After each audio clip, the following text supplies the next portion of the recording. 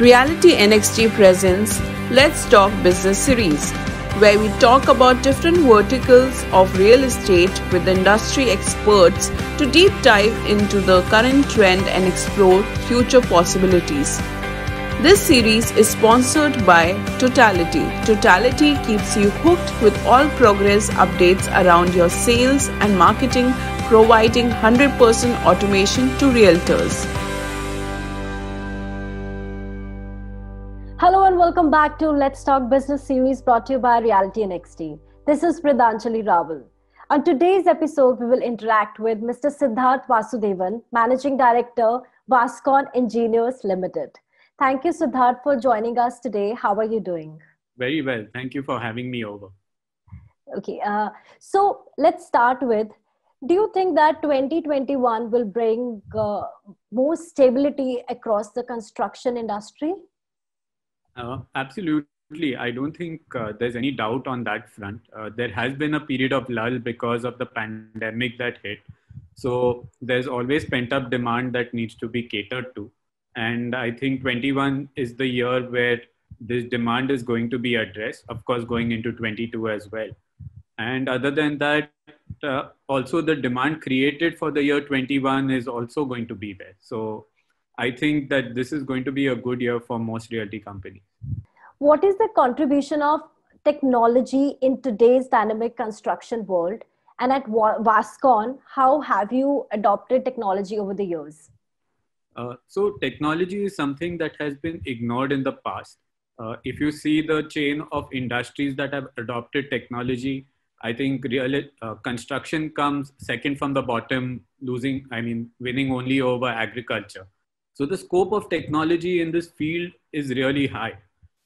There has been a lot of technology improvements in the design front with, things like BIM and stuff like that. But when it comes to actual construction, because we're dependent on unskilled labor and skilled labor, that is one thing that really needs to improve as well. So technology going forward is going to play a very important and a very crucial part to attain high standards of quality, of timelines, and even of customer satisfaction. Okay. So Indian real estate construction companies are quickly adopting digital transformation based on measures taken up by more developed markets across the world. But the flip side is that it has created a continuous state of flux in which all stakeholders involved in a construction project are required to learn and implement new techniques on a regular basis. So what do you think, how difficult it is, how difficult this adaptation is for the industry? It is difficult to a certain extent, but I think that there's no choice on this. You have to be updated with the market, otherwise you're going to lose out. We've often heard leaders talk about being ahead of the curve. This is exactly what they mean when they say being ahead of the curve. So you may find resistance from staff, you may find resistance from stakeholders, but if you don't implement it and you don't push it, you're going to be at the receiving end more often than not. And that's why it's important that, there are phenomenal number of technology in the market today. So it's very important that you choose the one that suits you the best and then implement it and start using it extremely effectively so you get maximum returns out of it. Okay. So what do you think are the challenges in adoption of technology for computer-aided design to building information modeling transition? So one of the main reasons why most companies in India end up implementing this later than their global counterparts is the cost factor that comes in. Other than a couple of tier 1 cities like Mumbai and say even Delhi, the rest of the country is extremely cost sensitive. Even in cities like Pune, we see an average selling price across the city of just around 5,000 or a little less than that. So it's difficult to implement high capital items when your selling prices are very reasonable, I would say. So that has been one thing that has hampered use of technology. But having said that, there was a time when you would see that even in some of the taller buildings, you wouldn't see a crane around. Today, you see a crane in almost every building that's even 12 stories, 15 stories high. So, so that's the logical path forward. So it's only a matter of time before all of this becomes really effective. And also one more thing that's happened is that with the younger generation that's coming, they are more, they find it easier to adapt to technology and take it on, which is exactly what we're seeing in most cities as generation two or new developers come in. They really want to focus on quality, which is something that is very nice to see. Okay. So from your personal experience, what is the biggest challenge that construction industry faces on regular basis, and how do you think it can be resolved? So I think, there are a lot of challenges that this industry faces. It's and it's because it's pretty unorganized. It's one of the few things that we always struggle with is the prices of raw materials such as cement and steel. Recently, I'm sure most of y'all are aware that steel skyrocketed to ridiculous prices. Yes. And, we don't go back to our clients and tell them, look, now the price of steel is X and therefore you need to pay us more. Once we commit to them, we honor it. And that's where it becomes challenging for us to perform. So if there's some kind of regulation that the government can bring in to control these prices, it'll be extremely beneficial, especially for some of the, initiatives of the government like Housing for All, where, these are extremely low cost houses. You have to work on wafer thin margins. But if raw material prices keep shooting up and you're not able to, most developers will then struggle to make money over there and therefore, not participate in such initiatives. But I personally feel that that's a fantastic initiative, and with a little push from the government, it can go a really long way. Okay. So how important it is for construction companies to improve their digital and cloud footprints? It's extremely important. I think the pandemic has shown us why, because, most of us have been able to work from home just because we've had a cloud-based system at our workplace. So even though most of our work is physical, but the downtime that we had where we were not able to work because of the lockdown, we were able to use that time as top management to come together, regroup and think about ways forward, start implementing other ideas, which otherwise probably we would have done maybe a year down the line or year and a half down the line. But we fast tracked all of these ideas and started using them immediately. Okay.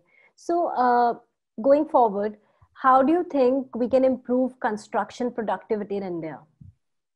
So construction productivity and construction quality are two things that we need to keep improving. This is something that even the best developers cannot just sit on their laurels and feel proud of it.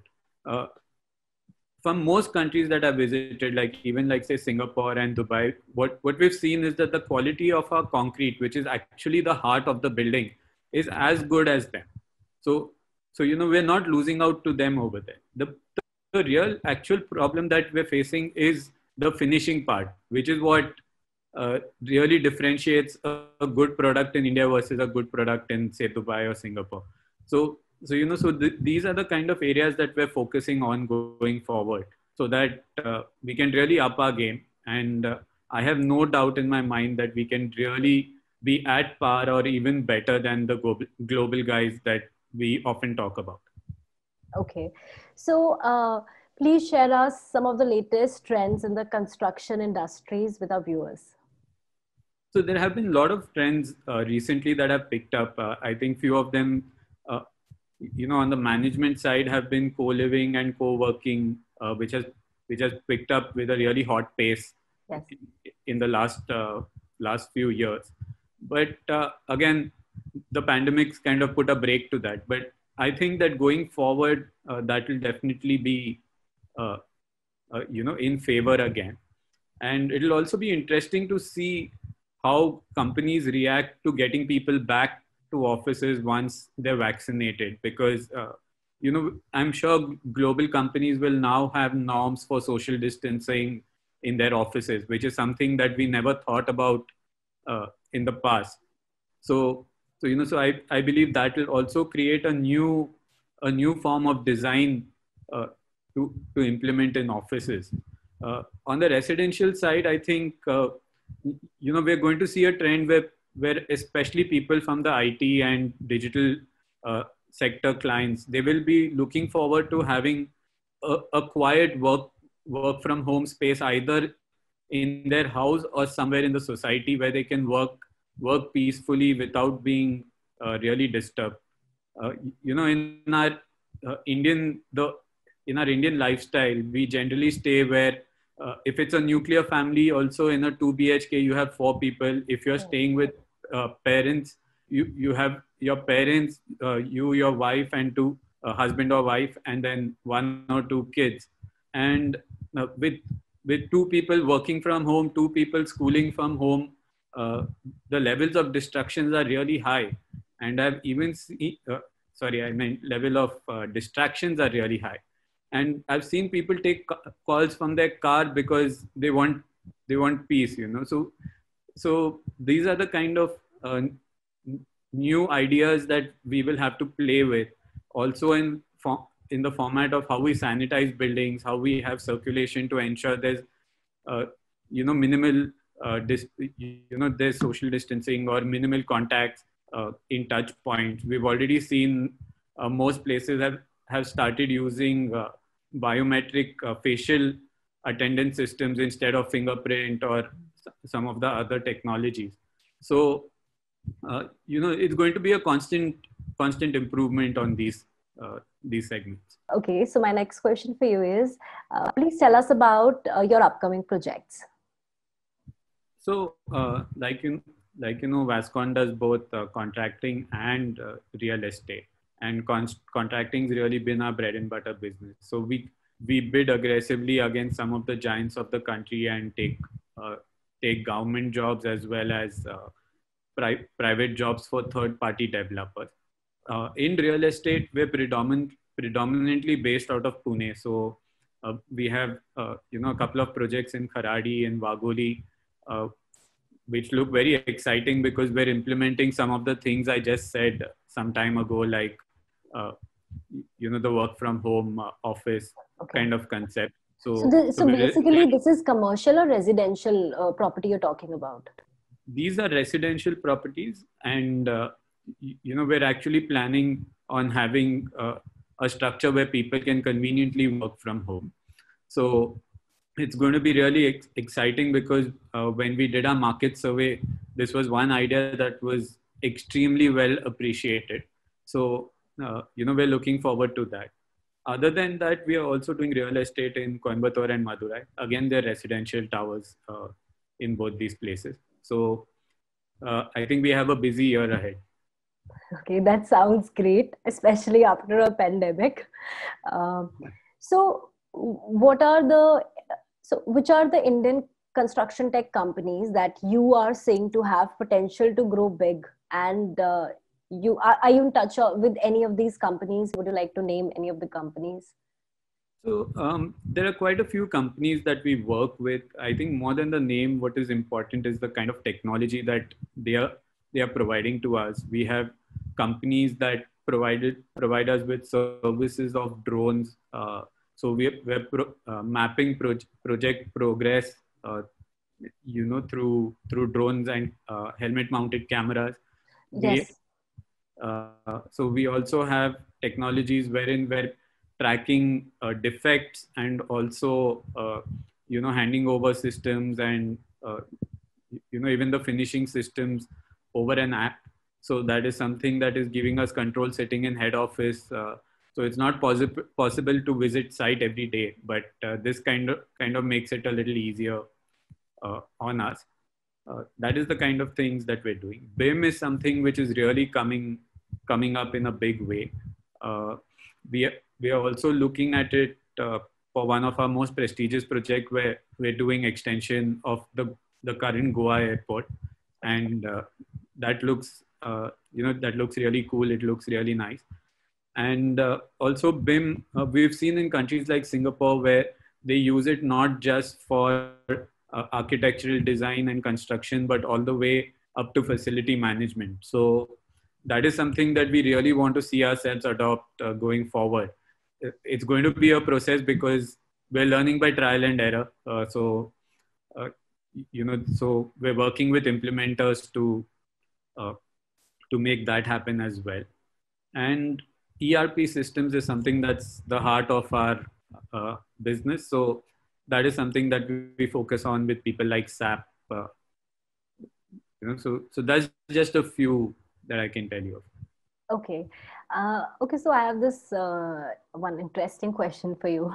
Sure. So when we travel abroad, like in a country like USA, for example, Yes. so there it is mandatory. A building has to be like a life of a building has to be like 100 years old. It has to stand for it minimum 100 years. So do we follow such protocol in India as well? And as a contractor, do you? I totally understand that every company wants to make sure the building stands for for a couple of years, but like in like US, it's mandate that it has to be 100 years, and there are buildings standing more than 100 years. So do we follow such protocol in India as well? The way we do work, our buildings will definitely stand the test of time. But what happens in countries like India, where we have such a big growing population, is that at some point of time, the age of the building is not so significant because you want to redevelop it and you want to get, more people staying over there, which is what we see in cities like Mumbai, Pune right now, where there's tremendous amount of redevelopment happening with buildings that are, say, even 50, 60 years old, not 100. But, so with a growing population, more and more people wanting to stay in the heart of the city, with government relaxing norms of height and of FSI, it is more feasible to do buildings in areas where people want to stay rather than move to the outskirts. And that is one of the reasons we don't end up with, we don't end up with buildings that are really old. Otherwise, if you see some of our heritage buildings, they're probably as old or even older than most of the buildings in the US. So they can definitely stand the test of time. Would you like to share anything with our viewers? Yes, surely. I think this is a sector that everyone should watch out for. It's been a very steady sector. I mean, especially tier two cities or cities that are, even cities like Mumbai, or rather not Mumbai, but Pune, Bangalore. These are markets where you don't see tremendous highs, but you don't see tremendous lows either. So it's a steady growth of money. So for people who don't want to take too much risk, this is the market that you should really focus on. And I definitely see a healthy growth for this sector. According to you, what are the important aspects to keep in mind for residential sales and marketing automation? So one of the main things that we need to take care of while using any technology that is the face of the company, so to say, because you're going to use this to interact with your clients, is the ease of use for both stakeholders, which is the company as well as the clients. It should be easy for them to access. It should be easy for them to to really communicate with you. So ease is definitely one thing that I would rate very highly, for CRM apps. The second thing that I would say that it has to be, it has to do a lot of activities. It can't just be a communication tool. I mean, WhatsApp is good enough for that, but it has to be able to give all details of, say, the project, of the house, all of that to the customer with almost like a single touch. So it has to be a very comprehensive software. It cannot just be doing 2 items and that's it. So it has to be like a 360-degree tool that tells the customer what is the progress of his house, what is the dues. If there are photographs that you can upload, show them photographs so that they believe that progress is happening, and they can, they themselves can see what's happening month on month. In case there is registration to be done, or all of these things, these are just a few things, but that is the kind of 360-degree tool that we would be looking at in the CRM domain. Okay, so thank you very much. That was an interactive session.